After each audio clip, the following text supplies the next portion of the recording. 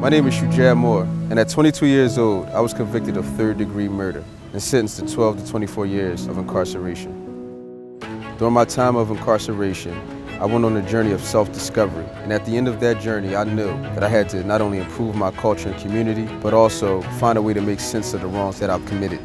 My first endeavor into doing that is the show Walkies. Walkies takes us on the journey an ex-convicts from being criminalized in the neighborhood that he's from, through their awakening moment in prison, and onto their path of success once released.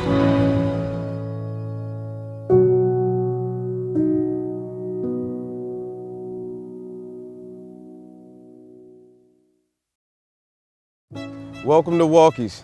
This is a dream come true for me, because for so many days I dreamt of being able to tell the stories of people who had a successful reentry, who've used the prison experience to become better people, eradicate the old and rebuild the new, and honor their victims going forward by helping change the culture and community. For today's kickoff episode, I have my boy, Damian Bronson. Dame epitomizes that struggle young men face as they try to find themselves, and he ended up committing a robbery that went horribly wrong. He tried to rob a convenience store, and during the getaway, he shot at the cops, and thankfully no one was injured. Dame did 25 years, and we caught him 15 days after his release. Listen to Dame as he tells his story of transformation. My name is Damian Bronson, 43 years old, Philadelphia, Pennsylvania. No children. I've recently been released from prison 15 days ago after doing 25 years. I'm not mad at society or the judge or the police because I committed the crime and I did the time for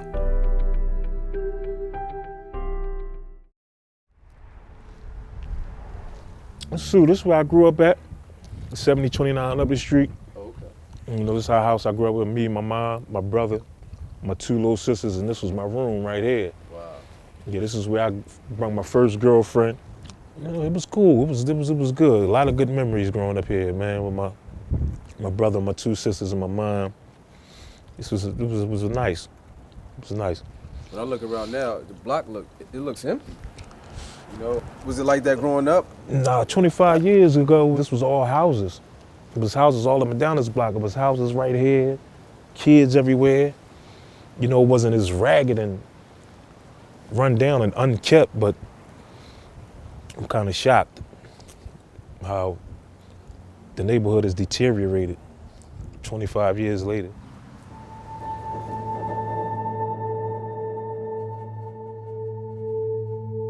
But early on, I was a car thief. I actually didn't know how to steal cars. I was just a participant in the car robberies, but it was exciting, you know, because I wasn't really a criminal. So I'm like, damn, teach me how to be a criminal.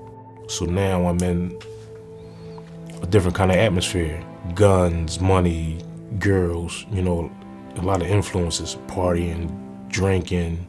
I guess it was that courage that the drugs give you that, and let me try something else. Stealing cars is not good enough right now to get that high off me.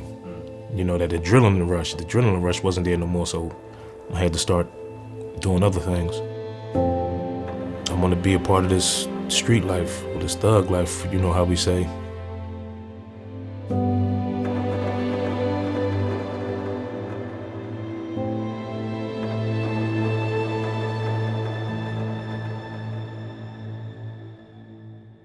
This is where Dame really needed help with finding his identity. He had spiraled out of control at this point. You see, he started stealing cars, he moved on to picking up guns, and now he was a full-time robber. We took Dame back to where he committed his last robbery and listened to him as he explains exactly what took place. We went to 42nd and Chester to rob the store. I walked in, pulled the gun on the lady at the cash register. Her husband was there, so the other guys I was with were supposed to tie the guy up and get the money. But I still was in my mind saying, I don't want to be here. I want to go down South Philly and be with the girl. So when I seen that they wasn't tying the guy up, I walked out the store. And when I came out, the two detectives was actually sitting right here. In wow, as soon as you came out of the store, they was right there? Right, they was already here. Wow. But just to let you know that prior to us coming here, something already actually happened. Right. Prior to us getting here, that's why they was already here. Okay. So when I look back, the guy came out, he was hollering, screaming, hey. So I began to take off running. So when I ran to 41st Street in between Chester and Baltimore. So they followed me. The two other guys ran down 42nd Street so they could meet us at 42nd and Baltimore. Let's walk that path. But that's what happened. I'm thinking I'm actually trying to get in these tunnels because I'm going to run in these tunnels and get away. But what I have to do is I have to lead them somewhere where I can fire on them so they can stop chasing me. The whole object is to get them to stop chasing me. Right. So I can make it to my destination. And that's why you start shooting at them. Right. Now, did you ever think about that? If once I pull this gun out, definitely once I fire, they could kill me. That never actually crossed my mind. Wow. At all. It never played a part of my mind. Never came across my mind at one time. Did they return fire? No. Because as soon as now this is where I cut. Okay. So I'm running here. I cut now, mind you, they still in the car. They finally looking for a way to get out, but they in pursuit. So I'm still running and I'm trying to get to the apartment. So I got here at this point here because I'm tired at this point. So I'm saying, damn, I want to get away. I'm tired, I can't run no more. So my only option is to try to figure a way to get these guys off my tail. So I pulled the gun out, fired 2 shots, boom, boom. When I fired the 2 shots, I seen the passenger who got out the car to identify herself as the officer hit the ground. Then I seen the passenger lay in the seat. I'm sorry to cut you off. Yeah. Because this whole time, they in an unmarked car. They in an unmarked car. Right. So after the firing, I continued to 41st in Baltimore, Right. where I'm trying to get to my destination. But Right. when I got to 41st in Baltimore is when I saw more police cars. So when I get here, I see all the police. Now the other co-defendant is over here. He's walking across this street in a crowd with a bunch of people. He threw he the got gun. away. Right. At that time, at least. At that time. So I came here and I never forget.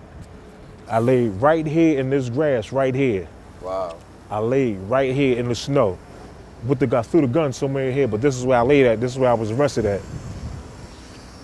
And the patrol car was right here because they had police everywhere. So this is actually where I got arrested. February 22nd of 1994, this was the last place I was 25 years and 15 days ago in society. What does this represent for you right now?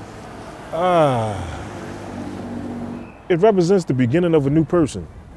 That's what that represented for me. Right. That night represented the beginning of the person I am today.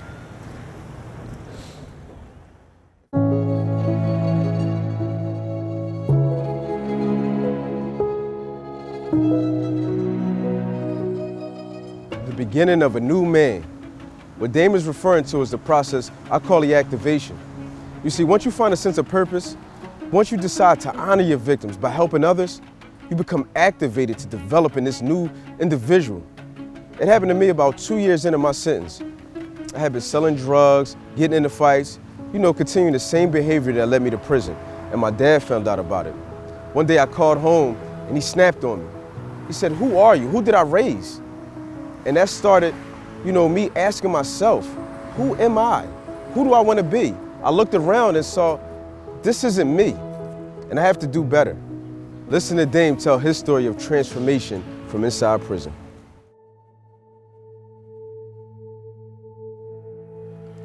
So 2004, September the 25th, a situation happened on the block. A rookie CO came on the block and they called chow. So that's the green. When they call chow, they usually hit the doors and it's a CO on the tail who closes the door behind you. When you're coming out, they want to secure all the doors and then they let you off the block.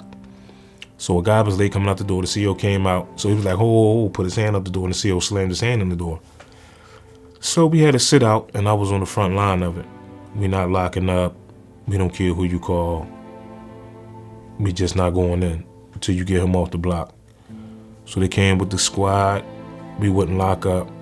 They made promises to us, if y'all just lock up, we'll fix the situation. So we did that. We locked up. They took us to the hole 1 o'clock in the morning. And I got 60 days for it. So during that time, I'm just reflecting on all my experiences in prison.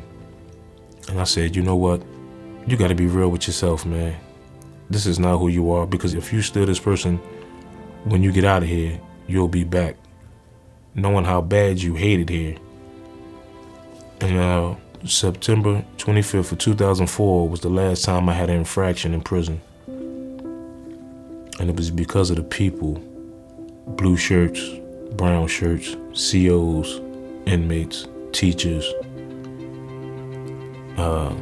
counselors, unit managers, who all said the same thing. You're not a bad dude.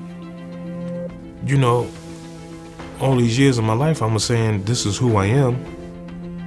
But my conscience was talking to me saying that that's not who you are. Stop the bullshit, because that's not who you are. You don't want to be that person. And I just kept telling myself that while I was in the hole, while I was in for the sit out. And when I got out, I changed to the people I hung with. I changed my attitude, the way I spoke, the way I treated people, the way I wanted to be treated by people, and I never had an infraction since then to this day.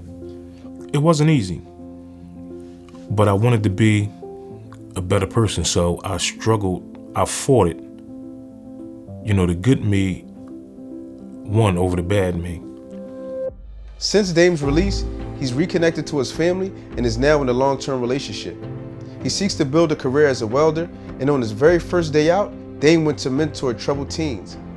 You see, once you become activated, you become committed to helping yourself, but more importantly, become committed to helping others.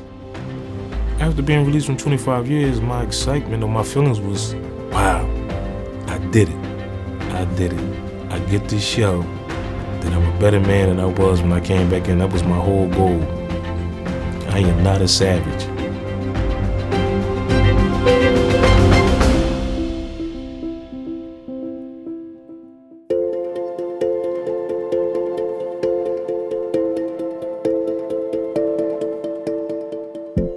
And I was just excited. I jumped right into it. I went shopping straight from the prison, pushing the cart, got some bubble gum, you know, things that you miss that you can't get in prison. So I was excited. And a lot of people were excited for me. It's cool. This is where I'm supposed to be. I don't know, I'm supposed to be incarcerated. I know I did a crime and I had to pay for it, but incarceration isn't a place for human beings. So I'm enjoying my life now, and I'm glad to have a second chance at it. I was out driving with my sisters, and I was explaining to them, like, for 25 years, I walked in a circle. For 25 years, because that's what you do. You just walk in a circle every day. And it was just amazing to me that now that you're free, you get to walk how you want to walk. You don't have to walk in a circle. I can walk a zigzag, a hexagon, octagon. You can walk any way you want, but in prison, you just walk in circles all day. Every day I wake up, I want to be productive. When my day is productive, I can help somebody not do the things I've did in life, or just even help somebody, period. Cross the street, pay for your groceries, anything I can do. I just want to be productive in life and be a better person than I was the day before. We can't excuse what Dame did. He attempted to rob an innocent store owner and shot at the cops to evade capture. But Dame did a good job of articulating some of the factors that influenced his thinking. And science offers that the adolescent brain is predisposed to risk-taking. That's because the region of the brain that deals with rewards and motivation develops at a faster rate than the area of the brain that deals with understanding the consequences of our actions. You see it in Dame's story. He didn't even want to be in the store, and during the middle of the robbery, he left. And when he spoke about firing at the police, he admitted that he didn't think through what would actually happen as a result. You add in his chosen peer group, which was already developed in crime, alcohol and drugs. He left his parental home, and you have a recipe for disaster. The reality is Dame needed to go to prison. He had to be punished for what he done, but he also needed time to continue to develop. But Dame's unique. He was able to go through that self-evaluation process under the worst of circumstances, segregation. Everyone can't do that. And that's one of the problems with the criminal justice experience. It should foster the self-evaluation process and not in segregation, and from day one. So how do we do that? Well, let's begin with bringing people with lived experience to the policy-making table.